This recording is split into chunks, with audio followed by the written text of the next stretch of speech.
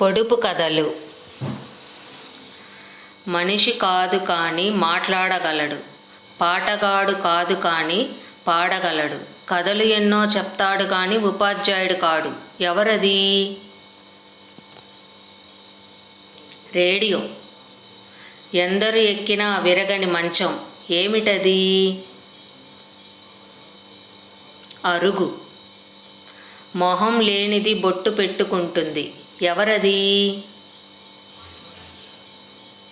గడప. సముద్రంలో పుట్టి సముద్రంలో పెరిగి ఊరికి వచ్చి ఉరుముతుంది. ఏమిటది?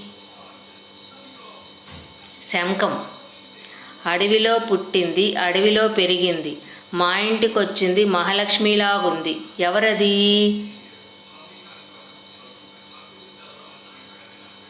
గడప.